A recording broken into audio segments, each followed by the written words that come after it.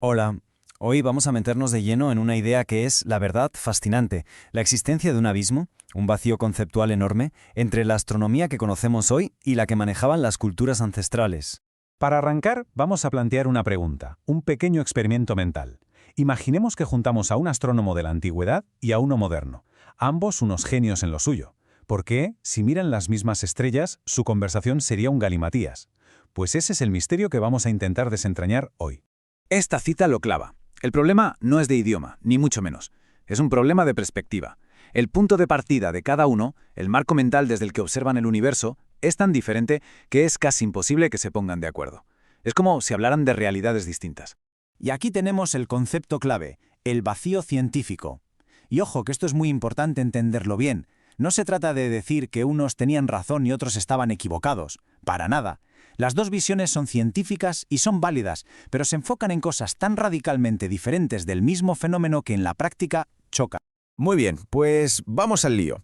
Porque para entender de verdad la perspectiva ancestral, primero tenemos que ser muy conscientes de cuál es la nuestra, de dónde vienen nuestras ideas. Pensemos un momento en el colegio. Nos enseñaron lo de la rotación y la traslación, ¿verdad? Y se nos presentó como un conocimiento ya cerrado, un capítulo básico que se da por sabido y que no tiene mucha más miga. Es algo que te aprendes para el examen y, siendo sinceros, a menudo se olvida. Ahora, ¡pam!, el contraste. Para estas culturas, estos ciclos no eran un dato curioso para un examen, eran el centro de su existencia, el gran reloj cósmico que marcaba las cosechas, los rituales, la vida y la muerte. La diferencia de importancia es, simplemente, brutal. Y aquí llegamos al meollo de la cuestión, al punto de inflexión que explica el porqué de esa brecha, el porqué de ese vacío del que hablamos. Esta tabla es una maravilla porque resume la diferencia clave de un solo vistazo. La astronomía moderna es una máquina de predecir el cuándo. Nos puede decir el segundo exacto en que va a empezar un eclipse. Sin embargo, la astronomía ancestral era maestra en describir el dónde y el cómo, o sea, el viaje geométrico, la danza continua de los astros por el espacio. Pensemos en ello. Sabemos cuándo será el próximo eclipse con una precisión que asusta. Pero, ¿seríamos capaces de describir de carrerilla el recorrido espacial completo, paso a paso, que la Tierra y la Luna han hecho para llegar a ese punto exacto? Ahí es donde nuestro modelo actual flaquea un poco. Se centra en el evento puntual, en la foto fija, pero se pierde la película completa del viaje. Vamos a ver ahora cómo esta diferencia de enfoque genera ciertos huecos, ciertas lagunas en la descripción del cosmos que solemos dar por buena. Nuestra visión moderna, aunque súper precisa en lo temporal, tiene algunas lagunas conceptuales. Según las fuentes, se pueden agrupar en tres áreas: la forma en que entendemos el movimiento como algo desintegrado, la forma simplificada que le damos a la órbita y algunas explicaciones que, se quedan un poco a medias. Vamos con el primer punto. Solemos pensar en la Tierra girando sobre sí misma como una peonza, y a la vez dando vueltas al Sol, como si fueran dos cosas distintas. Al separarlas, perdemos la imagen real, la de un movimiento único, conjunto, un viaje unificado a través del cosmos que es muchísimo más complejo.